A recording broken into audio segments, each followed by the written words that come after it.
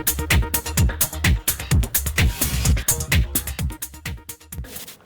वालेकुम, आप देख रहे हैं इतना, मैं हूं अली सरवर। आईएमएफ से बात कर रहे हैं, बिजली 10 से 12 रुपए फी यूनिट सस्ती कर सकते हैं। ये बहुत बड़ी खुशखबरी होगी अगर ऐसा हो जाए तो, लेकिन हुआ क्या है इस पर भी हम बात करेंगे।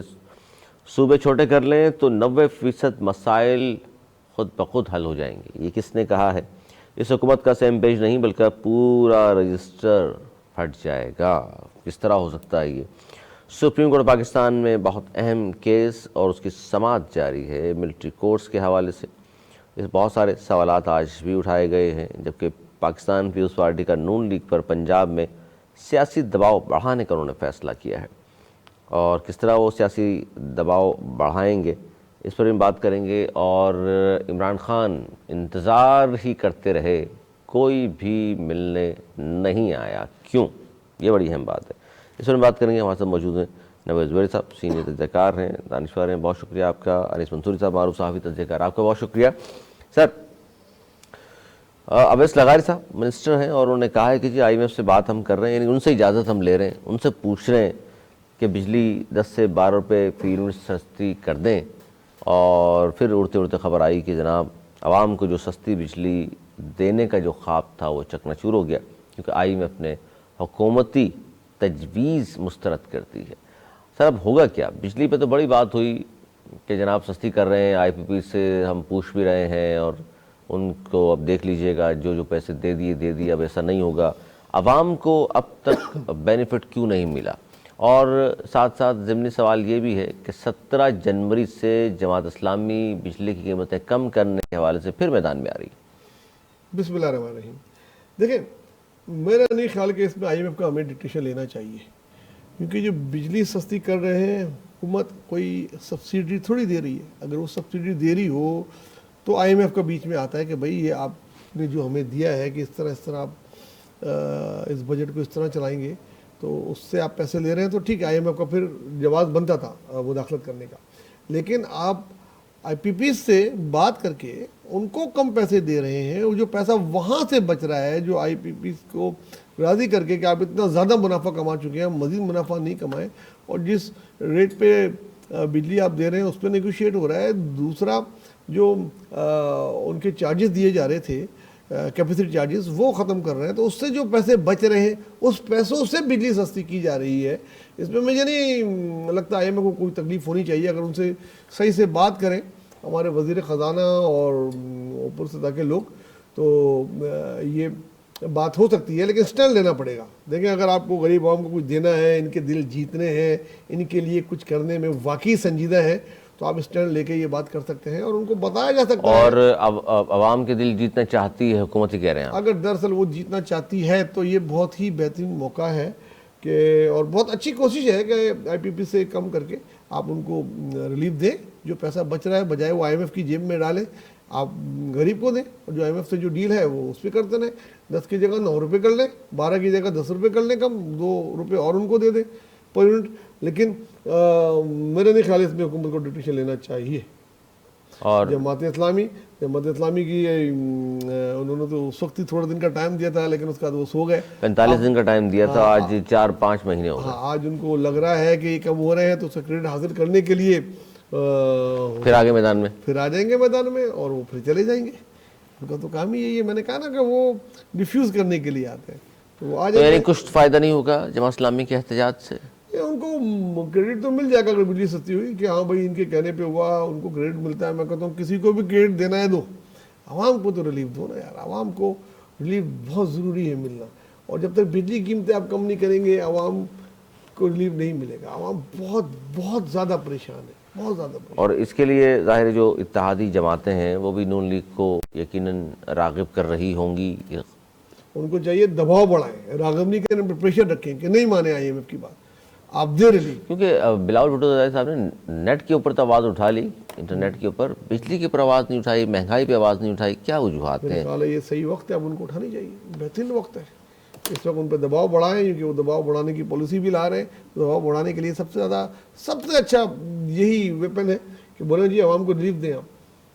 जनाब अनीस मंसूरी साहब, आईएमएफ से बात कर रहे हैं, बिजली 10 से 12 रुपए फी यूनिट सस्ती कर सकते हैं, लेकिन आईएमएफ ने झंडी दिखा दी, उन्होंने कहा नहीं। देखिए, सियासी तौर पे बहुत अच्छा बयान था, हम आपको पहले भी कह रहे थे, और हमारे मुअज़्ज़िज़ मोहतरम जनाब नवेद भाई साहब ये फरमा रहे थे हुकूमत का बड़ा अच्छा फैसला है, सही। और मैं उस वक्त भी कह रहा था कि सर अगर ये वाकई में आईपीपी कम कर रहे हैं तो 10 से 22 रुपये कम होने चाहिए, मेरा पहले भी मौक़िफ़ ये था। अब नवेद भाई साहब उस दिन फरमा रहे थे कि हुकूमत का देखिए कितना ज़बरदस्त फैसला है। मैं हमेशा नवेद भाई से कहता हूँ कि प्रेस रिलीज़ को प्रेस रिलीज़ समझा करें, किसी के बयान को अपना बयान हम तस्लीम नहीं करते। हमने पहले भी कहा था, हुकूमत कल जब मोहतरम जनाब प्राइम मिनिस्टर साहब अपने कलील वक्त के लिए जो कराची तशरीफ़ लाए थे और उन्होंने जो ताजिरों से ख़िताब किया था, उन्होंने कहा था कि जी हम ऐसा नहीं हो सकता कि हम आईएमएफ की शराइत को ना माने या हम उससे निकल नहीं सकते, हमें उनके साथ ही चलना पड़ेगा। और ताजिरों का मामला ये था, वो कह रहे थे कि जनाब कुछ नज़र करम कर दें। सही है कि इस वक्त महंगाई बढ़ नहीं रही, लेकिन महंगाई कम नहीं हुई है। अच्छा, ये सर जितने बड़े बड़े लोग आते हैं सुनते साहब, ये ताजिरों से क्यों बात करते हैं? हालांकि मुंतखब तो आम लोगों ने किया होता है, उनसे क्यों नहीं पूछते कि जनाब आप लोग क्या चाहते हो? घर में जो कमा के देता है बच्चा, लोग उसी की तरफ जाते हैं। टैक्स तो हम सब दे रहे हैं, हम सब दे रहे हैं टैक्स, लेकिन हमारी तो कोई औकात ही नहीं ना। देखिए, हम तो वो कीड़े मकोड़े हैं। मैं तो अक्सर कहता हूँ ये तो 25 करोड़ तेल के वो कुएँ हैं, तेजी से जितना निचोड़ते रहो और तेल निकालते रहो। तो ये तो वो लोग हैं, ताजिर हैं जनाब, बड़े बिजनेसमैन हैं, लूट कर बने हुए लोग हैं, और ज़ाहिर लुटाने में भी चीते समझे जाते हैं। तो इस हवाले से ज़ाहिर है सब उनकी खातिर मदारत करते हैं। अब आवाम से कोई पूछे कि जनाब क्या हो रहा है क्या नहीं हो रहा, वो तो खवास के दरबार में सब कहते हैं जी सर आपका मर्तबा बुलंद हो, तो वही होता है, वो मर्तबा बुलंद करने के लिए होता है। आम आदमी को बिठाएंगे तो बोलेंगे ना कि भाई बिजली नहीं आ रही, गैस नहीं आ रही, पानी नहीं आता है, महंगाई उरूज पर पहुंच चुकी है, रोजगार के जराए मौजूद नहीं बिलावल भुट्टो ज़ाहिर साहब, सुनते साहब, इंटरनेट स्पीड की तो शिकायत कर देते हैं, महंगाई की नहीं करते, गुर्बत की नहीं करते, हुकूमत से शिकायत। अब जिसका आदमी शिकार हो वही करता है ना यार। उनका यहाँ अगर मोबाइल का वाईफाई का नेट नहीं चल रहा तो वो शिकायत कर सकते हैं। अब रोटी का उनको मसला नहीं है, कपड़े का उनका मसला नहीं है, महंगाई उनका मसला नहीं है। ज़िंदगी में एक बार बता दीजिए कभी एम्प्रेस मार्केट जाकर, या वो जहाँ रहते हैं बिलावल हाउस में, उसके सामने ही एक बाज़ार है, तो कभी वहाँ जाकर उन्होंने कभी ख़रीदारी की हो कि हाँ भाई आलू क्या किलो है, कभी मशक्क़त करके 100 रुपये कमाने पड़े हों तो पता चले कि हाँ यार 100 रुपये कैसे कमाए जाते हैं। तो इजी बनी है, तो ज़ाहिर प्रॉब्लम क्या है? मियाँ साहब तो फिर भी लाहौर में रहते हैं, उनके करीबी जो बाजार है वहाँ जाते आते रहे, लेकिन देखिए ना, नहीं उनका प्रॉब्लम ही नेट है मंडी, भाई नेट ही इशू है ना उनका। उनको तो और तो कोई इशू नहीं है ना, और मतलब मोबाइल का नेट नहीं चल रहा, हाँ भाई ये इशू है कि मैं ट्वीट कैसे करूंगा, और तो कोई इशू ही नहीं है। हालांकि ट्विटर पे तो आपको पता कितनी सख्तियाँ हैं सर, वो भी वीपीएन चला रहे हैं ना, तमाम हमारे वजीर दिफा साहब भी वीपीएन से करते हैं काम, तो सब लोग वीपीएन चला रहे हैं, तो चलाने दे वीपीएन। मैं सिर्फ ये कहना चाह रहा हूँ अली, देखिए बात पता क्या है, हमारी इलीट को के मसाइल, वो अपने मसाइल बयान करते हैं, आम आदमी के मसाइल तो कोई सुनने के लिए तैयार ही नहीं है ना। अब ये 10 रुपये की अहमियत क्या है या हैसियत क्या है, ये आम आदमी से पूछा जाए। सही, आम आदमी को मैं ये समझता हूँ कि 22 रुपये तक का होना चाहिए, कम अज़ कम कमी इसमें होनी चाहिए। लेकिन हम ज़ाहिर ग़ुलाम दर ग़ुलाम, मकरूज़ दर मकरूज़, तो हम इतने मकरूज़ हैं कि हमारी क्या मर्ज़ी व मंशा, हम तो सिर्फ बयानात दे सकते हैं, बातें कर सकते हैं, तो उससे अगर पेट भर रहा होता तो। जमात इस्लामी आ रही है जी सड़कों पर 17 जनवरी से, शदीद सर्दी, लेकिन वो कह रहे हैं नहीं, महंगाई तो अपनी जगह, बिजली कीमतें हम कम करा कर रहेंगे। आपको लगता है इस बार अगर आगे सड़कों पर तो इस तरह दिलासों से वापस नहीं जाएगी जमात इस्लामी? देखिए, जमात इस्लामी के पास स्ट्रीट पावर सिवाय कराची के कहीं और मौजूद नहीं है, एक बात जहन में रखिए, वो भी एक हद तक है। अगर हम बहुत ही हकीकत पसंदाना अगर मुजाहरा देखें तो पंजाब के अंदर आप मुझे बता दीजिए, लाहौर के अंदर, वो अलग बात है कि उनका पंजाब यूनिवर्सिटी के अंदर हमेशा से कंट्रोल रहा है, लेकिन उसके अलावा पंजाब में कभी भी उनको वो हैसियत नहीं मिली। 50s के अंदर अयूब खान के ज़माने में भी वो जब कादियानियों के खिलाफ तहरीक चली थी तो उस वक्त उनका एक मूवमेंट थी, उसके बाद पंजाब में उनका कभी भी असर वसूख नहीं रहा। कहाँ पर है सर? कराची, हर एक का वो पालता है तो उनको भी पाला हुआ है, तो हर एक का ख्याल रखता है कराची। तो यहाँ तो आपको हर एक, कराची में स्ट्रीट पावर किसके पास है? कराची में स्ट्रीट पावर जो है वो मजहबी जमातों के पास इस वक्त मौजूद है और किसी के पास मौजूद नहीं है। अब आज मुझे यकीन है मेरे भाई टाइम की शिकायत नहीं करेंगे, क्योंकि आपको भरपूर प्रेस कॉन्फ्रेंस करने का मौका मिला और जबरदस्त लफाजी आपने की, बहुत मजा आया। ये लफाजी है, मैं आपको बता दूं, अवामी मसाइल लफाजी जी, अवामी मसाइल। पहले बात ताजिर बरादरी का इन्होंने बोला, लाड रहे वो क्या गरीब। देखिए, ताजिर बरादरी किसी भी मुल्क का सबसे ज्यादा कीमती असासा होती है।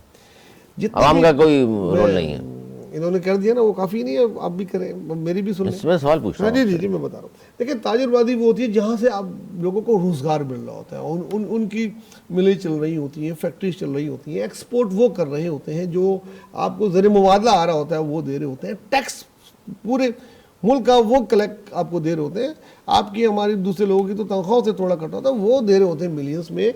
और उनको हर मुल्क में, अमेरिका में भी देख लें आप, कई दुनिया के किसी भी जो तरक्की याफ्ता मुल्क हैं, वो ताजरबाजी को एक खुसूसी हैसियत देते हैं, उनसे पूछते हैं कि भाई आप बताएं किस तरीके से हम मुल्क को आगे लेके जाएं, क्योंकि उन्होंने ही करना होता है। अगर उनसे आगे प्राइम मिनिस्टर मिल रहे हैं तो कोई नहीं, मोदी भी मिलता है, अभी ट्रम्प ने चार्ज नहीं संभाला, वो उनसे बात कर रहा है, तो ये इसमें तनकीद नहीं करनी चाहिए। वो गरीब की आवाज़ तो पहुंचा ही रहे होते हैं, असेंबली में आ ही रही होती है, ताजरबाजी के पास जाया जाता है, और इसमें कोई हर्ज नहीं है, कोई बुरी बात नहीं। जहाँ तक बिजली के लिए उन्होंने बोला कि ये वो आप देखिएगा बिजली की कीमतें कम होंगी और IPPs के जरिए कम होंगी। IMF से किस तरह टैकल करना है ये आने वाले दिनों में पता लग जाएगा। बिजली IPPs का आप जिक्र कर रहे हैं, IPPs में 53% तो हुकूमत के अपने लोग हैं, तो उनसे ही उन्होंने बात की है। इसके अलावा 16 कंपनियों से और बात की है और वो राजी हो गए हैं, साइन के करीब हैं, तभी ये बातें आ रही हैं।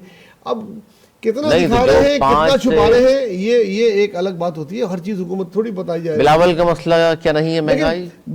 बिलावल ने नौजवानों के जो सबसे बड़ा मसला है उस पर हाथ रखा है, जो इनको बुरा लग रहा है। इस वक्त इंटरनेट हर तालिब इल्म की ज़रूरत है, और बहुत सारे तुलबा जो है वो नेट के ज़रिए पढ़ रहे होते हैं। वो वाला ज़माना नहीं, वो रट्टा लगा लिया और पास हो गए। आजकल जो है नेट के ज़रिए पढ़ाई हो रही होती है, और नेट के ज़रिए पढ़ाई, ज़र मुबादला नेट के ज़रिए, कितनी कंपनी आपको पता छोड़ के जा रही है इस मुल्क से। आज ही मैं देख रहा था कई मुल्क की कंपनियां इस मुल्क से इसलिए छोड़ के जा रही हैं क्योंकि नेट की स्पीड स्लो है। इसका मतलब मैशत फिर बेहतर नहीं हो सकती। का एक बहुत बड़ा इस वक्त जो है वो नेट है, जिसके बिलावल ने आवाज उठाई है, तो अच्छी उठाई है, बजाय तनकीद करने के। ये उनका मसला है जी, उनको ट्वीट करना होता है, नेट नहीं आ रहा। तो महंगाई बड़ा मसला है या इंटरनेट? देखें, दोनों अपनी अपनी जगह। महंगाई है, बिल्कुल है। नेट आपके नौजवानों का मसला है ना यार, नौजवानों के लीडर है ना वो नौजवानों के लिए भी बात कर रहे हैं, गरीबों के लिए भी बात कर रहे होते हैं। क्या बात की? अगर ये अब आप देखिएगा, ये जो जिस तरह दबाव बढ़ाएंगे, उसके बीच में किया था, किसानों के लिए बात की, जब किसान वो कर रहे थे, उन्होंने कहा किसानों से टैक्स कितना देते हैं किसान, टैक्स कितना देते हैं, फिर वही बात है, टैक्स नहीं, जो कुछ आप खा रहे हैं, आपका ज़बर मुआवजा जो बच रहा है, वरना इंपोर्ट कर रहे होते हैं लोग। हमें कम से कम ना चावल इंपोर्ट करना, हम एक्सपोर्ट कर रहे होते हैं। ये हमारा मुल्क एक ज़रिए मुल्क है। हम अगर किसानों में तवज्जो नहीं देंगे तो हमारा हाल भी और उनको कितना होगा। हम आटे के लिए फिर मुशर्रफ की तरह, जैसे उसने किया था, लाइनों में खड़े होंगे, राशन की तरह आटा भी मिल रहा होगा, चीनी भी मिल रही होगी, और ये जहाज आएगा चीनी का, लगेगा तो करेंगे हम। अब ये चाहते हैं तो ठीक है, एक तरफ ना वैल्यू दे किसानों को। दुनिया तो सब्सिडी देती है किसानों को यार, कि आप ये लें, हम अब इस फसल कट रही नहीं होती है, खरीद लेते हैं। यहाँ पे फसल पंजाब में कट के खराब हो रही थी तो लोग नहीं खरीद रहे थे, तो उस पर आवाज़ उठाई थी उन्होंने। बहरहाल इनका अपना वो था, फ्यूडलिज्म की हिमायत कर रहे हैं, क्या कहें सर। मैं आपको मैं किसानों की बात कर रहा हूँ, 2 से 3 मिनट लूंगा, मैं जागीरदारों की बात सुनाऊंगा आपको, अगर आप इजाज़त दे दीजिए। जी जी। भाई, पटियाला में एक महाराजा थे, और जब अंग्रेज आ चुके थे तो उनके मामू थे खड़क सिंह, जस्टिस खड़क सिंह। तो बेचारे अनपढ़ थे, लेकिन थे महाराजा के मामू। तो महाराजा ने सिफारिश की अंग्रेज सरकार से कि जज लगा दिया जाए, वायसराय से। अब जज जो वायसराय ने कहा कि जनाब ये तो पढ़े लिखे नहीं, उन्होंने कहा लेकिन महाराजा का हुक्म है, उनको बना दिया गया। अब पहला मुकदमा आ गया कत्ल का। जब पहला मुकदमा कत्ल का आया तो 4 मुल्जिमान खड़े हुए थे। खातून ने कहा कि इन्होंने मेरे शौहर को मारा है, तो उन्होंने किसी को सुने बगैर कहा कि हाँ भाई खातून तुम कहो। उन्होंने कहा भाई इन्होंने चारों ने मुझे इस तरह से मारा है। वो चारों कहते हैं यार ये जब हथियारों का नाम ले रही है ना, हमने उस तरह से नहीं थे हमारे पास, हम तो था कुछ भी हो गया, बंदा तो मर गया ना, ठीक है। तो इतनी देर में एक साहब खड़े होते हैं और वो कहते हैं कि काला कोट पहनकर, हाँ काला कोट पहन करके, जनाब मैं हूँ वकील। कह रहे ये कौन होता है? कह रहे वकील जो इनकी तरफ से वादेगा। कह रहा अच्छा ये भी साथ है? कहते हैं इसको भी इसके साथ खड़ा कर दो। और उसके बाद कहते हैं भाई 5 को कत्ल किया, फांसी की सजा देना है। ओ भाई खड़क सिंह कातिलों का जो हमदर्द होगा उसको भी साथ लटकाया जाए, उसको भी साथ। वकील नहीं, आप बात तो सुनिए, मैं आसान लफ्ज़ बता रहा हूं, जालिम के साथ जो भी होगा सर देख लें बात में दूर पहुंच रही है। मैं- जालिम की मेरा- जो हिमायत करेगा वो मेरा- जालिम तस्वर किया जाएगा। मेरा जुमला तो सुन लीजिए ना, इसमें सुनिए। हमारे यहाँ पर जो भी महाराजा का जानने वाला होता है ना, वो बना दिया जाता है एक खड़क सिंह। खड़क सिंह। और उसके बाद फैसला ऐसे होता है कि हाँ भाई ये भी इसका वकील है, इसको भी साथ में लेके चले जाओ। सर इस मिसाल का हमारे चूंकि घूम यहाँ फिर के आपके ऊपर आ रही है इन तो उस पे ओहदों कुछ- पर सब जगह पर खड़क सिंह खड़क है। सिंह बैठे हुए जो महाराजा के रिश्तेदार है, और उनका दबदबा सुनकर, उनकी बातें सुनकर फिर हम कहते हैं वाह वाह वाह वाह वाह, खड़क सिंह आएगा तो खड़क खड़क हो जाएगा।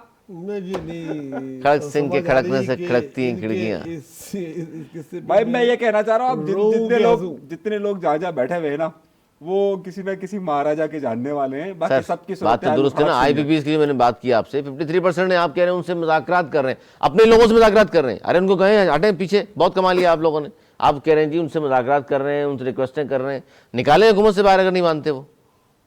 हो गया आपका आप जवाब तो दें इस बात का। इसके किस्से में हंसना था कि रोना था? नहीं इनके बात किस्से में बात इनके बात किस्से में किस सोचना की था। हो रही थी, ये जितने भी आप आपने इनमें ओहदों सोचना पर- था। आपने जितने भी ओहदों पर मैंने बिठाए किसी हुए हैं ओहदे ना, पे बात ही नहीं की। भाई आपने कौन आईपीपीएस से कर कहा रहा है? कि कौन कर रहा है आईपीपीएस ऐलानात कौन कर रहा कौन है? कर फैसले रहा है? कौन कर रहा है?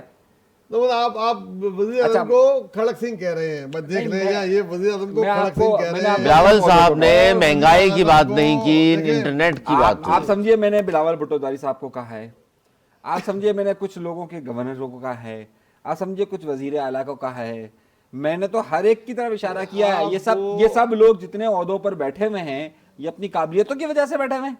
जी ये हाँ। सब किसी न किसी महाराजा से आए हैं। बताइए ना, इसका जवाब दे दीजिए आप। देखिए मकसद मुझे अफसोस हो रहा है कि इस किस्म की बात का मुझे कुछ आज जवाब देना पड़ रहा है कि आप अगर बिलावल काबिलियत को यही है। या वफाकी वज़रा को या प्राइम मिनिस्टर को खड़क सिंह कह रहे हैं, तो ये आपके लतीफे की बात है, तो लतीफे में हंसने की जगह तारीखी वाकया है ये। तारीखी वाकया है। तारीखी वाकया है, लेकिन उसका यहाँ मिसाल बनती नहीं थी यार। हम अच्छा, बनती किसानों नहीं। की बात कर रहे थे अच्छा, कि ये किसानों के लिए उसका आवाज तो बता उठाया, दीजिए। इंटरनेट के लिए कोई आवाज आवाम- उठा रहा है तो खड़क सिंह बोल देना यार, ये तो मतलब अजीब बात है। सर महंगाई पे आवाज कोई नहीं उठा रहा ना, हम इसलिए बात कर रहे देखिए महंगाई पे हैं। इंटरनेट बड़ा मसला है, महंगाई, गुर्बत बड़ा मसला है, महंगाई, लाख कानून बड़ा तो मसला है, भाई महंगाई। बिजली की कीमतें कम होने पे जो बात हो रही है, जो प्राइम मिनिस्टर कोशिश कर रहा है, अगर कर रहा है कोई चीज़ की, अगर मैं जरूरी है कि हर प्रोग्राम में मैं उनकी कोई बुराई करूं, कोई अच्छी काम है तो मैं अच्छा ही करूंगा ना यार। तो क्या नजर आया आपको पिछले भाई 2 साल में? मुझे 2 साल तो पहली बार उनको नहीं हुए, ठीक है इससे ना? पहले हुकूमत किसकी थी? पीडीएम की नहीं थी? देखिए, कौन था वजीर आजम? 1.5 साल तो 2.5 भाई साल हो गया। महंगाई सर मान नहीं रहे उसको भी, 2.5 साल तो हुए नहीं। 18% से 9% पे आ गया, ये आपको नजर नहीं आ रहा? अच्छा महंगाई कम हो गई सर, ये बड़ी न्यूज हमारे ये हर रोज प्लेटफॉर्म अखबार से। में टीवी पे आ रही है। पाकिस्तान में महंगाई कम हो गई पिछले 1 साल में, और 13 मिलियन अफराद खते गुर्बत से नीचे कैसे चले गए महंगाई होने पे, कम होने पे। ये जादू है हमारे मुल्क में। सर जरा तशरीह कर दीजिए सर। 1 करोड़ 30 लाख अफराद, सिंह वाली मिसाल है ना। 1 करोड़ 30 लाख अफराद लग रहा खते है गुर्बत कि से नीचे एकदम चले गए खड़क सिंह महंगाई की- कम होने पे। तो खुदारा महंगाई मत कीजिए, कम मत कीजिए, बढ़ा दें सर। देखिए मुझे लग रहा है खड़क सिंह की रूह आप में भी आ नहीं गई। नहीं इसका जवाब दें पहले आप। टेक्निकल बात करें हालिया दिनों में एक फिल्म देखी सर, थी, टेक्निकल वो बात रूह करें। थी, टेक्निकल इधर बात से करें। निकल के उधर जा रही है, उधर से नाज़रीन, निकल इधर आ रही है। टेक्निकल जवाब सुन देखिए, लीजिए टेक्निकल जवाब की बात कि 1 करोड़ 30 लाख अफराद खते गुर्बत से नीचे चले गए 1 साल में, और महंगाई नीचे आ गई। समझा दीजिए सर कैसे। देखिए महंगाई में कमी आई है, अब अगर माने या नहीं माने इसमें मैं मसलन आपको नहीं, मुर्गी पहले 800 रुपए थी, अब 300 रुपए चल रही है। मुर्गी- दालें 300 रुपए थी, 400 हो गई, वो नीचे आ गई क्या? देखिए अभी आप इस तरह की बात करेंगे ना, मतलब आप खड़क सिंह नहीं बने। ये आप जो चावल जो 300 रुपए वाला आदाद-ओ-शुमार- 450 पे है। जो आदादो शुमार स्टेट बैंक ने दिए हैं, उससे महंगाई की सतह कमी हुई है। सरकारी प्रेस रिलीज ना पढ़े, अवामी बात करें। अवामी तौर पे भी ये बात मानी बताएं ना जाती है। किसकी कीमत कम हुई है? देखिए, आटा चीनी दाल पे आ जाए, देखिए, अच्छा खुर्दनोश पे आ जाए। पेट्रोल की कीमतें कम नहीं हुई। कौन सी चीज है? अभी 2 रुपए बढ़े सर। 2 रुपए बढ़े, कहाँ से नीचे आए? कहाँ से? 300 से ऊपर था, 255 पे आ गया या 254 पे आ गया, तो भी आपको वो नहीं है। डॉलर अपनी जगह रुका हुआ है, आपको जो है वही है। महंगाई और नीचे आ बिजली गई, की बहुत कीम- बड़ी खबर है और आज की। बढ़ नहीं रही, ये भी एक बड़ी बात नहीं है। इसमें बिल्कुल हर चीज बढ़ नहीं रही होती नहीं है। नहीं नहीं भाई बढ़ नहीं देखिए, रही। आपका आदत शुमार गलत है। सबसे पहली बात, अगर वो कह रहे हैं ना तो कि स्टेट बैंक का गलत होगा नहीं, भाई। शायद खुर्दनोश मुझे बता दीजिए। देखिए कम हुई भाई, है बहुत। अरे मैं आपको मिसाल देता हूँ ना, 9% बढ़ी है वो कह रहे हैं इस बार महंगाई ना। ये 9% वो कह रहे हैं पिछले साल के रिस्पेक्ट से, इस सहमाई के हवाले से कि 9% हुई है। पिछले साल उनकी थी 48% महंगाई थी, उसके हिसाब से 9% बढ़ी, यानी कि आप 2 साल में काउंट करें तो ये हो गई 56%। यानी कि पूरे आपके टेन्योर के अंदर 56% तो ये आप मान रहे हो, और अगर आप उससे पहले वाला एक साल काउंट कर लें तो 100% महंगाई बढ़ी है जनाब। ये कंपैरिजन होता है अगले साल से ये दे रहे हैं, तो यानी जनाब। 2 साल के अंदर महंगाई की शरह 100% हो गई। यानी कि जब इमरान खान की गवर्नमेंट जाती है, आप इक्तदार लेते हैं, तो उस वक्त होती है पेट्रोल की कीमत 150 रुपए, और इस वक्त है डॉलर 178 पे था, 260 रुपए। डॉलर 178 ये काउंटेबल है ना, ये तो अपने ही दिन से काउंट कर रहे हैं ना यार। हमारी हमने कल जो है वो 50 रुपए बढ़ाए थे, आज हमने 5 रुपए बढ़ाए, देखो महंगाई हमने 10% कर दी। आइए देखिए सर, मेरी बात सुनो, आइए। ये अगला प्रोग्राम ना हम इस पे ही करेंगे ताकि मैं आदादो शुमार लेकर आऊं, बिल्कुल। ये खड़क सिंह की बातों का जवाब दे सकूं ना। ठीक, ठीक। ये तो मैं- खड़क सिंह आप ना तो लोगों मैं- के, आप देखिए, लोगों पे ना मैंने तो मिसाल मैं- दी है। ना तो मैं हवा में बात करना चाहता हूं, ना ही मैं गलत मैं हवा आदादो में बात ही शुमार- नहीं कर रहा, मैं तो आदादो आप जो शुमार से बात आदादो कर रहा हूं। शुमार है ना, ये रखे, अगले प्रोग्राम का पहला एजेंडा यही होगा। यानी अगर ठीक है ना, कोई ये आपकी हमारा साहिब वादा है। हैसियत शख्स मुलाजिम को 2 साल पहले 25,000 रुपये दिया करता था चाय खुर्दनोश के, आज वो 15,000 देता होगा और वो ले आता होगा जाकर सारा सामान, तो इसका मतलब महंगाई कम हो गई। अगर 25 के बजाय वो 35 दे रहा है तो फिर उससे पूछा जाए कि हुजूर वाला महंगाई कम है, आप इजाफी पैसे क्यों दे रहे हैं? देखिए मैं लास्ट 2 ईयर से अब का मुआवजा कर लूंगा, अगले प्रोग्राम के पहले एजेंडे का पहला पॉइंट यही होगा। मैं गलत फिगर नहीं दे सकता, मैं फिगर्स नहीं, मैं फिगर्स लेकर आऊंगा, खड़क सिंह की बातों का पूरा जवाब दे दूंगा। नहीं आप मुझे बताना, अभी आपने मैं जो इनकी तरह बताया ना, गलत फिगर नहीं दे सकता भाई यार, आपने मसला ही नहीं कहा होता, ना, मसला आपने नहीं ही होता। फिगर दिया ना कि देखो, 9 इतने देखिए, परसेंट मैंने कम होगा, ये स्टेट बैंक की आपकी बात को कोट किया है, मैं स्टेट बैंक को ही कोट कर रहा हूं। स्टेट बैंक ने कहा है कि इन्फ्लेशन कम हुआ है। देखिए अब मैं लेकर आऊंगा तो फिर आपसे बात करूंगा, अभी मैं हवा में आपकी तरह फिगर देखिए, लगा के देखिए नहीं सकता हुकूमती बातें मानेंगे, हुकूमत तो कह रही है मैशत बेहतरीन ना। और चल रही मैं है, फिगर्स लेकर आके ही अमन बात मान का करूंगा। दौर रहा है। आपके अंदर पूरी रूह इस वक्त खड़क सिंह की आ गई है, नहीं, मेरे ख्याल में नहीं, आगे चलते हैं, इस बात को यहीं रहने दें, यहीं से उठाएंगे। अच्छा जी, अवामी मसला यहीं रहने दें, आज नहीं, जान ये दें जुबैर साहब कह रहे हैं पहला अवामी मसला मसले यही होगा बात हमारा। एलीट क्लास की बात करें। अगले प्रोग्राम का पहला मसला ही यही होगा कि 2 साल में महंगाई की जो मैं तवाज़ुन आपको सामने पेश कर दूंगा। सुप्रीम कोर्ट और पाकिस्तान में मिलिट्री कोर्ट्स के हवाले से आज भी बहस जारी है। पीपल्स पार्टी दबे दबे लफ्ज़ों में कह रही है, हाँ हमने तो कहा था मिलिट्री कोर्ट्स नहीं होनी चाहिए, लेकिन हुकूमत के साथ बैठे हुए हैं और वहाँ बात नहीं करते, दबे दबे लफ्ज़ों में इज़हार ख्याल होता है। सुप्रीम कोर्ट ने आज बहुत अहम सवालात उठाए जिसका जवाब नहीं था हुकूमती वकला के पास। उन्होंने कहा जी कौन सा केस मिलिट्री कोर्ट और कौन सा इंसदाद दहशतगर्दी की अदालत में जाएगा, ये तफरीक कैसे होगी, कौन बताएगा ये इंसदाद दहशतगर्दी का कैसे है मिलिट्री कोर्ट का।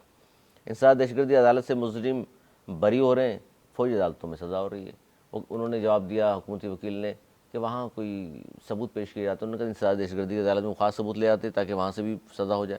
सर बिल्कुल, देखिए मैं आपको याद होगा मैं शुरू से इस बात को कोट करता आ रहा हूँ कि पीपल्स पार्टी इस मसले पे हमेशा से अलग स्टैंड लेती है कि सिविलियन के ट्रायल मिलिट्री कोर्ट में नहीं हो सकते। लेकिन एहतजाज नहीं करती। एहतजाज क्या कर सकती है, उसने 26वीं तरमीम में ये शिकनी आने दी, इतना ही कर सकती है, ये उसने किया। उन्होंने या मौलाना हुकूमत से साहब अगर आप चाहते उन्होंने हैं, या मौलाना साहब ने, मौलाना साहब और दोनों मिलके थे। इस तरह तो पीटीआई भी थी, फिर बोले पीटीआई भी थी, पीटीआई तो बिल्कुल बैक हो गई थी ना। वोट देने बिलावल टाइम पे साहब आगे जाके सबसे मुज़ाकरात करते थे, जिसमें मौलाना साहब ने भी उनकी बड़ी उनको फैसिलिटेट किया, लेकिन बहुत सारी शिकें निकाल दी थी। तो 54-44 के करीब, फिर 36 हुई, आखिर में तो 22 या 23 पास हुई थी, उसमें से एक चीज ये निकाली गई थी।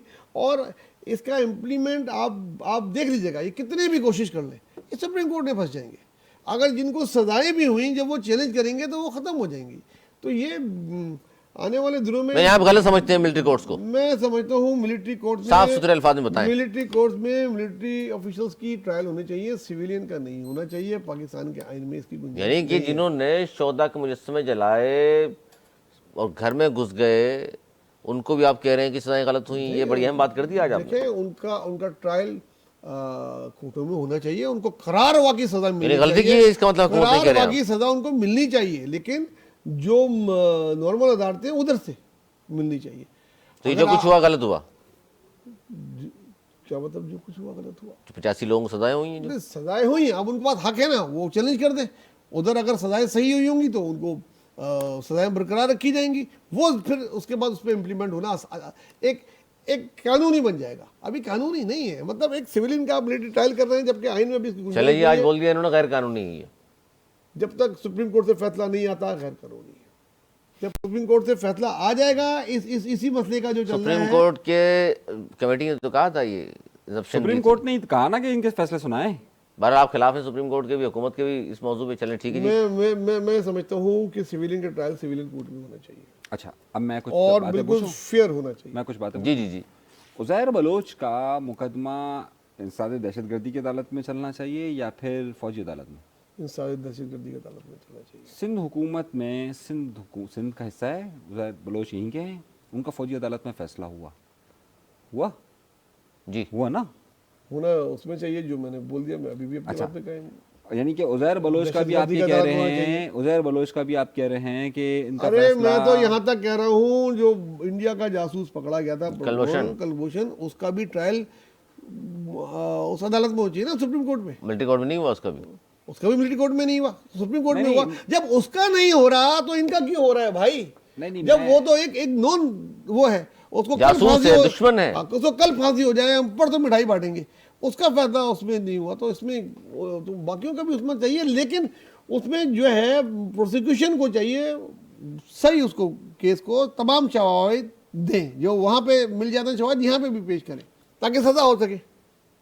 मेरी बात आपने कही कि उज़ैर बलोच का फैसला भी जो है वो वहाँ होना दहशतगर्दी की अदालत में होना चाहिए, दहशतगर्दी की अदालत में होना चाहिए। तो इसका मतलब यह है कि यहाँ पर सिंध हुकूमत को भी इस पर एक्शन लेना चाहिए कि जनाब ये सिंध के शहरियों का क्यों मामला जो है वो वहाँ जा रहा है। जी, खामोशी क्यों है? लेना चाहिए, उनसे पूछे। मैं सिंध गवर्नमेंट का अरे तर्जुमान हम हो तो गया। आपसे नहीं, मैं तर्जुमान हो गया। अरे हम नहीं, तो आपसे मैं किसी आपकी बात राय से पूछ मेरी रहे हैं। राय तो यही है कि उसका सिंध हुकूमत ने भी वो गलती एक की, दहशतगर्द वफाकी है, हुकूमत ने भी गलती की, जुबैर साहब फरमा रहे हैं। उसको दहशतगर्द है तो उसका ट्रायल फिर या दहशतगर्दी की अदालतें बंद कर देनी चाहिए। फिर दहशतगर्दी की अदालत में क्या जो पथराव कर रहे हैं उसका मुकदमा चलेगा। जनाब आप क्या कहेंगे आज जो कुछ भी हुआ अदालत में? देखिए, ये अदालतों में जो कुछ भी हो रहा है मैं इसे अभी बहुत सतही समझ रहा हूँ। सतही में क्यों समझ रहा हूँ मैं आपको बता रहा हूँ। आप पहले इनसे ये सवाल पूछे ना जो मुझसे पूछा था। मैं आ रहा हूँ, कलीमुल्लाह नहीं खेले ना। मिलिट्री कोर्ट में सिविलियन का ट्रायल होना चाहिए कि नहीं? उधर आओ, आप मेरी बात को सुन लीजिए ना, मैं आपकी बात सुन। अच्छा आप भी मुत्तफिक इस बात से? मैं आता हूँ, मैं आपको पूरा जवाब नहीं दूंगा। आएंगे, गोल मैं गोल पहले घूमते आपने अदालत वाला सवाल पूछा ना, मैं जवाब दे दीजिए। देखिए, आईनी बेंच में 7 जस्टिस मौजूद हैं, ये 7 जज साहिबान मौजूद हैं। हैरत अंगेज तौर पर इसी तरह के रिमार्क्स इब्तदाई तौर पर दिए जा रहे थे कि जनाब इस तरह के जो बैरिस्टर हारिस हैं उनसे इसी तरह के सवाल पूछे जा रहे थे। हुआ क्या कि यकदम एक फैसला सुनाया जाता है और उस फैसले की रोशनी में ये बताया जाता है कि जनाब जो 100 मुल्जिमान हैं, 85 मुल्जिमान हैं, उनको फैसला सुना दीजिए। हम सब चौंक जाते हैं। देखिए, अदालतों को ज़रा समझिए, मैं जो बात कहना चाह रहा हूँ ज़रा समझिए। कहते हैं यार ये क्या हो गया? अभी तक तो जो रिमार्क्स आ रहे थे वो ये आ रहे थे कि जनाब ये ठीक है नहीं है। देखिए ये जब उन्होंने कहा फैसला सुना दीजिए, उससे पहले सबके पास सुप्रीम कोर्ट ऑफ पाकिस्तान का वो जस्टिस आयशा मलिक का फैसला, बड़ा तफसीली फैसला उन्होंने दिया था, लेकिन जाहिर है फिर उन्होंने कहा कि इजम्पशंस दे रहे हैं हम। मैं उसी पे आ रहा हूँ, मैं उसी पे बात कर रहा हूँ ना। यानी कि हम जो इस वक्त रिमार्क्स की बात कर रहे हैं ना, मैं ये देख रहा हूँ कि ये सिर्फ 2 से 3 जज साहिबान हैं कि जो ये मुसलसल सवालात पूछ रहे हैं। इसमें जस्टिस मज़ाहिर हैं, मंदोखेल साहब हैं, मैं एक बात कह रहा हूँ। सबसे पहली बात ये कि इससे हम उन बाकी 4 के मूड का अंदाज़ा नहीं लगा सकते कि जिन्होंने पहले फैसला दिया, अभी दिया। सही है। मैं ये समझ रहा हूँ कि जितनी भी बहस हो रही है, जितनी वायसा हो रहा है, फैसला आना वही है कि जो अक्सरियत ही होगा। आप मेरी बात को समझिए, मैं किसी तरह इशारा करना चाह रहा हूँ, आप जरा मेरी बात को समझिए। सुप्रीम कोर्ट ऑफ पाकिस्तान का जो तफसीली फैसला मौजूद है मिलिट्री कोर्ट्स के हवाले से, आप नहीं समझते कि वही बरकरार रहेगा? देखिए, वो बरकरार नहीं रहेगा, मैं इसीलिए आपसे अर्ज कर रहा हूं। क्यों? तो आप क्या कह रहे हैं कि होना चाहिए नहीं होना चाहिए? आपका तज़किया। उन्होंने तो देखो बोल दिया, हालांकि उन्होंने जो जवाब दिया कुछ भी हो सकता है, लेकिन वो आप इस तरह आ नहीं रहे, हालांकि रिकॉर्ड पे आ गई सारी चीजें। अच्छा देखिए, पहली बात मैं ये समझता हूँ, बहुत नाराज होंगे। मैं ये समझता हूँ कि जो भी फौजी अदालत यूटर्न लेना चाहें ले लें, प्रोग्राम मौजूद है। ये मैं इनका जवाब सुनने का नहीं दे रहे, वो नहीं दे रहे, आगे जाऊंगा वो नहीं दे रहे। अच्छा जी चलें जी, जवाब नहीं दे रहे। अभी कलीमुल्लाह नहीं चलेगा, नहीं दे जवाब। बहुत संजीदा नोयत की बात कर रहा था। आप उसको सवाल है कि सिविलियन भाई वो दे चुके हैं, फंस चुके हैं आप हम ही है कि मुखालिफ? मैं जो बात करना चाह रहा हूँ वो सुन नहीं रहे आप ही चाह रहे हैं यूटर्न ले लें ताकि बात खत्म। आप ये चाह रहे हैं जो आपने कहा वो मैं कहूँ। इमरान खान का यूटर्न ले लें। मैं चाह रहा हूँ जो आपकी नजर में जो बात सही है वो कहते हैं। देखिए, हम इस मुकदमे की तरफ जा रहे हैं, असल सवाल वो ये नहीं आएंगे। देखिए असल सवाल ये मुकदमा है कि मैं क्या चाहता हूँ या मैं क्या समझता हूँ, वो एक अलग बहस है ना। मामला यह है कि ये जो 3 जज साहिबान मुसलसल जो बात कर रहे हैं, ये आप कह चुके जो आने तो दें। नहीं आएंगे, आगे बात हो गई। चले जुबैर साहब ने साफ बोल दिया, जो बोल दिया समझ तो गए वो कि रिकॉर्ड पे आ गया, समझ सब गए। अच्छा जी, नून पाकिस्तान पीपल्स पार्टी का नून लीग पर हाँ, हाँ, कोई बात नहीं। आप लोग का दिल भर गया मुझसे लगता है। अच्छा जी, ये बात में इससे हम क्या समझे कि आप डर गए? नहीं नहीं, मैं डर आप गए, नहीं, डर आप आप- गए। आप मेरे तो तो बात ही जो नहीं जो कर दिल में है मैंने बोला। पाकिस्तान पीपल्स आपने बात पार्टी ही नहीं का करने दी। हो सकता है मैं नून लीग गलत हूँ, पर- लेकिन जो मैंने मुझे सही लगा मैंने वो बोला। आपकी राय है ना ये तो, जी मेरी जाती है। और खड़े हैं अभी तक आप। बिल्कुल हम खड़े रहने वाले लोगों में से हैं भाई। बहरहाल ये देखिए, मतलब हुकूमत की मुखालफत कर रहा है एक आदमी। बहरहाल पाकिस्तान पीपल्स पार्टी का नून लीग पर पंजाब में सियासी नहीं, दबाव आपने आधा बढ़ाने जुमला का कहा, फैसला। हुकूमत स्लैश अब वो तो इन्वर्टेड फिर कॉमास। समझ तो आप गए होंगे ना। पाकिस्तान पीपल्स पार्टी जी अब सियासी दबाव बढ़ाने के लिए अवली मैदान में कूद रही है पंजाब में। अच्छा, वो कह रहे हैं कि किस तरह बढ़ाया जाएगा नून लीग के ऊपर दबाव। उन्होंने कहा है कि जी हम वर्कर्स को मुतहरिक करेंगे, राब्ता मुहिम शुरू करेंगे। सर, इससे क्या नून लीग पे दबाव आ जाएगा? देखिए, जो मेरी ज़ाती इतलात है पीपल्स पार्टी की ज़राए से जो मुझे पता लगा है, 2025 उन्होंने पंजाब का साल करार दिया अपने लिए, कि उन्होंने पंजाब में एक बार फिर सियासत 18 के इलेक्शन में भी कहा था, 24 के इलेक्शन में भी कहा था। 24 के इलेक्शन में फर्क पड़ा, 18 के बाद क्या फर्क पड़ा? पार्टी की बिलावल हार गए लाहौर से, पीपल्स अतः तारड़ से हार सकते हैं क्या? पीपल्स पार्टी के वोटों की तादाद बहुत ज्यादा बढ़ी, वो ना बिल्कुल ही सतही आ गई थी ना। वो बढ़ के जहाँ 5-10,000 वोट मिलते थे वहाँ 40-40, 50,000 वोट पीपल्स पार्टी की कैंडिडेट। उसकी वजह ये थी कि बिलावल ने वहाँ जाके टाइम दिया था। नहीं, पीपल्स पार्टी ने ये वजह थोड़ी सी- थी या इलेक्शन बहुत शफाफ हुए इसलिए? नहीं, इलेक्शन शफाफ होने की तो मैंने ना इसमें बात की है ना मैं करना चाह रहा हूँ। मैं जो बात करना चाह रहा हूँ, पीपल्स पार्टी तवज्जो देगी 2025 में पंजाब में खुसूसी तौर पे, और दबाव बढ़ाएगी। जो भी सियासी कार्ड होगा, पॉलिटिकल कार्ड होगा, वो खेलेंगे। और उसमें सबसे बड़ी चीज़ जो उनके पास मरीम है, के आमने-सामने होंगे। वो महंगाई है। महंगाई पे बहुत बड़ा मरीम के बयान है। आमने-सामने होगी इस पार्टी। पॉलिटिकल खेलेंगे, पॉलिटिकल बयान देंगे। हुकूमत के साथ भी बैठे रहेंगे, बात भी करते जुमला बड़ा रहेंगे। है मैं जुमला बड़ा है मैं इन्होंने कहा कि पीपल्स पार्टी महंगाई पे जोर देगी, अभी इससे पहले इंटरनेट पे जोर दे रही थी, अभी इसी प्रोग्राम में। मैंने उसमें ही कहा था कि इंटरनेट के बाद आगे भी आएगी। आप देखेंगे कि बिजली कीमत पे भी स्टैंड लेगी, और अभी जो और हुकूमत के साथ रहेगी। हुकूमत के साथ रहते हुए उनकी अरे मुखालफत ये करेगी क्या ना। मुखालफत है? भाई वजारते मैं आपके साथ भी हूँ वजारते तो नहीं और ली कह ना। रहा हूँ कि जी बड़ा गलत करते लेकिन हैं। वो डिटेल भी नहीं करना चाहते ना। जिस वक्त आएगा, अगर कोई ऐसा वक्त आया किसी वक्त कि इनके खिलाफ इनसी और वक्त कब आएगा? 2025 में आता नजर आ रहा है मुझे तो। 4 वजीर आला हैं पाकिस्तान में, 4 सूबों के, तो आप समझ रहे हैं कि वो तब्दील हो जाएंगे। मेरा प्रोग्राम अभी ऑन एयर होने दें 2025 का, उसमें मैंने तफसील से बताया कि मुझे क्या क्या लगता है, कौन कौन तब्दील होंगे। अच्छा जी, बहुत सारे इस तरह की बातें चल भी रही हैं अनीस मंसूरी साहब कि पता नहीं क्या होगा, और 25 में तब्दीलियाँ ये होंगी बहुत तब्दीलियाँ कि आएंगी। बिलावल साहब वज़ीर आज़म, PTI और पाकिस्तान पीपल्स पार्टी साथ चल सकते हैं। लगता है मुस्तकबिल में कुछ हो सकता है ऐसा? देखिए अभी तो फिलहाल नहीं हो रहा, इस साल में तो नहीं हो रहा। चलें जी। अगर मैं इसकी हमें कुछ जमीनी ढाका का हकाइक को प्रोफेसर देखना- चला गया। हाँ, हमें ज़मीनी हकाइक को मद्देनज़र रखना चाहिए। इस वक्त शहबाज शरीफ साहब अफवाहें बहुत अच्छा पे कर रहे हैं सही, और उन अथॉरिटीज़ को भी और उन तमाम लोगों को भी कि जहाँ पर उन्हें जिस तरीके से, और अपने इत्तेहादियों को भी बड़ा खुश रख रहे हैं, चाहे उनके घर पोतों की मुबारकबाद देने चाहें या किसी और तरीके से, लेकिन खुश ज़रूर रखे हुए उन्होंने। तो ऐसा नहीं है कि उन्होंने किसी को साइड लाइन किया। तो एक अव्वल बात ये। दो ये कि पाकिस्तान में ना, पहले भी आपसे कही कहा है कि पाकिस्तान ने गुज़िश्ता 20-22 साल के 30-40 सालों का अगर आप रिकॉर्ड उठा के देखिए तो किसी भी वज़ीर आज़म ने मुद्दत पूरी नहीं की। 2-2.5 साल 3 साल के बाद उनका एक टेन्योर जरूर। कोई मुद्दत पूरी नहीं करने देता, कोई इद्दत पूरी करने देता, ये बहस चलती है पाकिस्तान में। हाँ, ये इद्दत और मुद्दत हमारे यहाँ साथ सर, ही ऐसा ही चल रही है। और आमतौर पर जो है वो मुद्दत पूरी हो या ना हो, इद्दत पूरी करने के लिए केस ज़रूर हो जाता है। तो मुद्दत के लिए तो केस नहीं होता, लेकिन इद्दत के लिए केस ज़रूर हो जाता है। तो ये एक बड़ा अहम नुकता है। तो मैं नहीं समझता कि इस तरह की कोई तब्दीली होगी। दूसरी बात, पंजाब का जहाँ तक है, देखिए वो साहिल लुधियानी साहब का एक बड़ा अच्छा शेर था कि तुम्हें मुझसे ज़्यादा है ज़माने की फ़िक्र, तो जहाँ माँ बाप कहते हैं वहाँ शादी कर। तो अगर आपको ज़माने की फ़िक्र है कि नहीं, हमें मुस्लिम लीग नून को भी साथ देना है, हमें फलाह को भी साथ देना है, हमें इस्लामाबाद में भी हवाओं का मज़ा लेना है, और फिर हम पंजाब में भी महंगाई पे सियासत करें, ये मुमकिन नहीं है। तो फिर आप या तो ज़माने की अगर आपको फ़िक्र है तो फिर आप महंगाई के लिए प्रोटेस्ट नहीं कर सकते, आप अवामी राब्ता मुहिम कोई नहीं बढ़ा सकते। ये सब बेकार की बात है, बेकार की बातें हैं जी। और एक बड़ी अहम बात जो मैं चाहता हूँ आप दोनों के सामने रखूँ, अली अमीन गणपुर साहब ने ये कहा और किस हद तक बात दुरुस्त है उनकी कि सूबे छोटे कर लें तो 90% मसाइल हल हो जाएंगे। वो कह रहे हैं कि 4 सूबों का काम नहीं, बड़े बड़े सूबे हैं, 12 करोड़ की आबादी, 6 करोड़ की आबादी, इस तरह वो कह रहे हैं छोटे छोटे सूबे अगर हम बना लें तो 90% मसाइल तुम्हारे हल हो जाएंगे। सर दुरुस्त है ये बात जवेरी साहब? देखिए, मैं पार्शली एग्री करता हूँ और पार्शली डिसएग्री भी करते हैं। डिसएग्री भी करता हूँ। देखें, अगर जैसे पंजाब बहुत बड़ा 12 करोड़ उसके ज़रूर हिस्से होने चाहिए। और सिंध के? सिंध में मैं समझता हूँ कि अभी क्यों? वक्त नहीं आया कि उसके हिस्से में इंतज़ामी तौर पे सिंध में कर दिया जाए, लेकिन असेंबली एक ही चलें, इंतजामी तौर पे नवाज जवेरी साहब की राय है जो कि पीपल्स पार्टी के बिल्कुल बरखिलाफ है और ये कह रहे हैं कर दिए जाएं।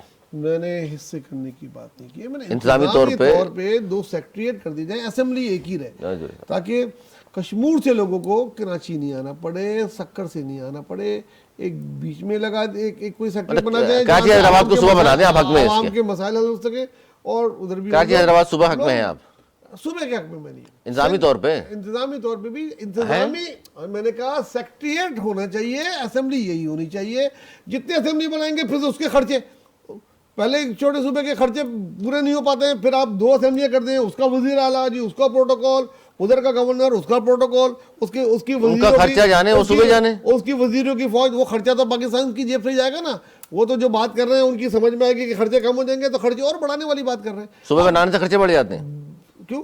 असेंबली, वजीर आला सेक्रेटरिएट, गवर्नर। अच्छा जी, सुबह बनाने से खर्चे बढ़ते हैं, गुर्बत आती है, ये आज पता चला है। नवाज जवेरी साहब ने बताया तौर पे पंजाब को जरूर करना चाहिए, वो बहुत बड़ा है, कम से कम बराबर के सूबे कर दिए। इतनी बड़ी सिंध की आबादी, इतनी बड़ी आबादी में अगर पंजाब के 2 सूबे कर दिए जाए तो मैं समझता हूँ बहुत बेहतरी आएगी। और सिंध में भी आप 2 के इंतजामी हक में हैं। KPK या सिंध के में मजीद सूबों की गुंजाइश में अभी नहीं देखा, हो सकता है फ्यूचर में हो, लेकिन अभी नहीं मुझे नजर आ रही। नवीद भाई ये चाह रहे हैं कि अगर ये कह रहे हैं कि जनाब खराजात बढ़ जाएंगे, तो खराजात कितने बढ़ेंगे? एक अगर वहाँ पर असेंबली अगर बन जाती है तो 10 अरब 12 अरब, लेकिन अगर 1000 अरब कराची कमा के दे रहा हो और उसको 80 अरब मिल रहा हो या 60 अरब मिल रहा हो, तो वो बेहतर नहीं है? 40 अरब मिलते हैं सर। मैं एक बात कह रहा हूँ, बाकी सारे इंतजाम मिलाकर अगर आप 80 अरब कह रहे हैं तो 80 अरब मिल रहे हो, 1000 अरब वो दे रहा हो और उसको 80 अरब मिल रहे हो, तो वो बेहतर नहीं है कि जनाब ठीक है आपको इतना हिस्सा मिल जाएगा? मामला यह है कि मेरे ख्याल से न सिर्फ सिंध, पंजाब, KPK, बलूचिस्तान, मैं अली अमीन गंडापुर की इस बात से वैसे कभी मुत्तफिक किसी बात से नहीं हुआ, लेकिन इस बात से मुत्तफिक हूँ कि भाई बिल्कुल होने चाहिए, ताकि ज़्यादा बेहतर तौर पर चीज़ों को संभाला जा सके और ज़्यादा तौर पर बेहतर तौर पर काम किया जा सके।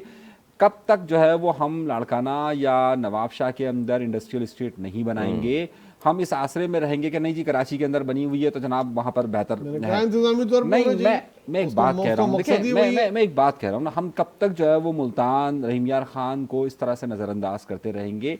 जब सूबे होंगे, सूबों के अंदर अपने इख्तियारात होंगे, वो अपने इंडस्ट्रियल जोन्स डेवलप करेंगे, वो अपने आप को तरक्की देंगे, तो वो खत्ता खुद ब खुद आगे जाएगा। लेकिन अगर हम इस आसरे में रहेंगे कि नहीं जी पंजाब के अंदर जो है वो लाहौर ही सब कुछ दे, लाहौर के पास कंट्रोल रहे, कराची के पास सब कुछ कंट्रोल रहे और लड़काना और नवाबशाह के पास कंट्रोल ना रहे, ये मेरे ख्याल से ठीक नहीं है। हर एक को अपना अपना एक अलग यूनिट्स होने चाहिए जिनके पास खुद मुख्तारी इतनी इस हद तक होनी चाहिए कि वो सुबह इंतजामात को चला सके। मैं समझता हूँ कि अली अमीन गंडापुर ठीक कह रहे हैं।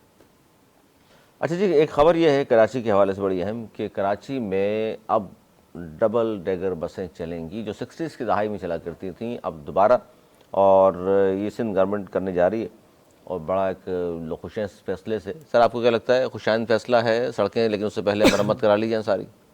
देखिए, बहुत खुशाइन फैसला है और हमने देखा कराची में पिछले 2 साल में बहुत बड़ी तादाद में मुख्तलिफ रूट पे इलेक्ट्रिक बसें भी चलीं और एयर कंडीशन बसें चलीं और पिंक बसें चलीं औरतों के लिए बहुत कम किराए पे, और इससे बहुत ज़्यादा आसानियाँ पैदा हुई। वो बसें जो यूरोप और बड़े मुल्कों में चलती हैं वो कराची की सड़कों पे चलते देखी, और मुसलसल ब्रिजेस बन रहे हैं। ज़ाहिर सी बात है, जिस वक्त ब्रिजेस बन रहे होते हैं वो अरसा जो शहर पे उस जगहों पे गुजरता है वो बहुत ही ज़्यादा मुश्किल होता है, लेकिन वो चंद साल की प्रॉब्लम होती है, उसके बाद वो मसले हल हो जाते हैं। और जिस तरह आपने ग्रीन उसका देखा, इसलिए अब रेड रूट का बन रहा है, उसमें प्रॉब्लम ज़रूर है, हम सबको है, लेकिन हम सबको ही फ़ायदा होगा, हमारे बच्चों को फ़ायदा होगा मुस्तकबिल में उसी रूट से। और ये डबल डेकर बसें हैं, ये एक और खुशाइन बात है। रोडों का इंफ्रास्ट्रक्चर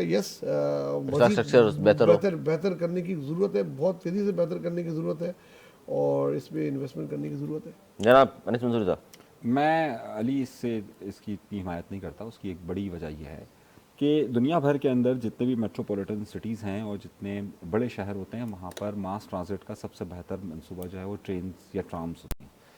सर्कुलर अब रेलवे। अगर देखिए हम कितनी बसें ला सकते हैं और किस तरीके से इंतजाम कर सकते हैं, ये नहीं हो सकता, बड़े शहरों में नहीं होता है। आप मुंबई की मिसाल ले लीजिए, आप शिकागो की मिसाल ले लीजिए, आप न्यूयॉर्क की मिसाल ले लीजिए, आप किसी भी बड़े मुल्क की मिसाल ले लीजिए। ये मास ट्रांजिट देखिए हमने क्या किया, मिसाल के तौर पर अगर हम सिर्फ ये यूनिवर्सिटी रोड की एग्जांपल ले लीजिए, हमने कई बार वहाँ पर जो है वो ब्रिजेस बनाए, हम फिर ब्रिजेस बनाकर अब बसों की तरफ जा रहे हैं, फिर हम तजर्बात पे तजर्बात कर रहे हैं। नतीजा क्या निकल रहा है? उससे मास ट्रांजिट आपका कंट्रोल नहीं होता है। ये देखने के लिए, चंद फोटो सेशन के लिए बहुत अच्छी चीज़ है। मैं ये समझता हूँ कि जो लोग भी अगर इस शहर से मुखलिस हैं तो उन्हें फौरी तौर पे मास ट्रांजिट के प्रोजेक्ट पे जाना चाहिए। ये नाकामी है, ये इस तरीके से मसला हल नहीं होता है। अच्छा, हमारे प्रोग्राम में नाज़रीन हमने गुफ्तगू की थी चंद माह कबल के एक कब्रिस्तान से जो मुर्दे को बाहर फेंक दिया था कि जी कब्र के पैसे नहीं थे उनके पास। अच्छा, अब हुआ ये है कि मेयर कराची मुर्तज़ा वहाब ने शहर के जो रजिस्टर्ड कब्रिस्तान हैं उनमें तदफीन के लिए सरकारी निर्ख मुकर्रर कर दिया। वरना होता ये है कि 60,000, 70,000, 80,000, 90,000 किसी से कितने मांग लेते हैं, उसमें कोई सरकारी रेट। अब उन्होंने कहा है कि जी 14,300 रुपये तदफीन के लिए उन्होंने मुकर्रर कर दिया है और तमाम रजिस्टर्ड जो कब्रिस्तान है उसमें लगा दिया गया है। और ज़ायद जो वसूल करेंगे उसकी शिकायत के लिए 1339 पर दर्ज कराई जा सकती है शिकायत। सर क्या कहेंगे, एक अच्छा फैसला सामने आया ये भी? ये भी एक अच्छा फैसला है कराची के लिए। और गो की कीमत मेरे ख्याल में और कम करनी चाहिए। जो लोग अफोर्ड नहीं कर पाए उसके लिए कोई ट्रस्ट होना चाहिए, वो उसकी कीमत अदा करे। और ऐसे बहुत सारे मुखैर ट्रस्ट हैं यहाँ पे, मुखैर लोग हैं जो इस किस्म की इसमें बहुत आगे जाके पैसा खर्च करते हैं। लेकिन अच्छा इकदाम है, वरना 50,000, 60,000 तो आम कब्रिस्तान में है। वरना बोलते थे जी कब्री की जगह ही नहीं और पैसे दे, और उधर भी रिश्वतें चलने लग गई थी। इससे कम से कम ये एक नंबर दे दिया है। अब अगर कोई मांगे गोरगन या कोई उनका नुमाइंदा या कोई यूसी का नुमाइंदा तो ये करके उस पर कम से कम एक रेट तो आ गया ना कि जी 14,300 ज़्यादा 1 रुपया न दें, वरना तो 70,000, 80,000, 90,000। एक और अच्छा इकदाम कराची के। क्या कहेंगे मंसूरी साहब? मैं समझता यह हूँ कि हमारे यहाँ पर ज़िंदगी में तो जिंदा रहते हुए भी उनको हमेशा पैसे बटोरने की कोशिश करती है रियासतें, और मर जाए तो भी। मैं ये समझता हूँ कि ये फ्री होना चाहिए। कम से कम उसे इतनी तो आज़ादी दे दो कि उसे उस वक्त टैक्स नहीं देना मरते हुए आपकी फ़ीस नहीं देनी है। 14,300 रुपये आप एक जो शख्स मर गया है उसको भी कह रहे हैं नहीं तुझे भी पैसे देने, बहुत है सर, 14,000 तुझे उसको भी पैसे देने। नहीं, 14,300 के अलावा भी तो बकाया अखराजात होते हैं ना किसी की तदफीन के लिए। एक आम आदमी के जो किसी ज़ाहिर है कराची शहर की आबादी में से एक बड़ी तादाद जो है वो गुर्बत की सतह से नीचे इस वक्त ज़िंदगी गुजार रही है, उसके लिए ये रकम एक मायने रखती है। रियासत को, हुकूमतों को कम से कम उसकी तदफीन, यानी आपने जितना ज़िंदगी में उसको निचोड़ लेते हैं, मरते वक्त तो बख्श दीजिए यार। तो ये कम से कम इस लिहाज से तो बेहतर है कि 80-90 लाख रुपए कोई मांग ले आपसे, उससे बेहतर है कि निर्ख मुकर्रर हो, बहस मुबाहिसा भी नहीं होगा, जाके अपने 14,300। ये अफोर्ड करने का बड़ा इशू है, वो रकम भी और ये रकम भी। जैसा मैंने कहा कि ये एक आम आदमी की तनख्वाह अगर 30-40 हज़ार रुपये या 40-50 हज़ार रुपये है, तो आप खुद सोचिए कि अगर उसके घर में किसी के, एक तो उससे बीमारी में इतने पैसे दिए होते हैं, फिर उसकी अगर तदफीन का मसला हो, किस तरीके से गुजारा करता है। रियासत और हुकूमत तो कम से कम जिंदा लोगों को तो आपने सांसों तक पे टैक्स लगाया हुआ है, मर गए तो कम से कम उसकी तदफीन पर तो टैक्स ना लगाएं।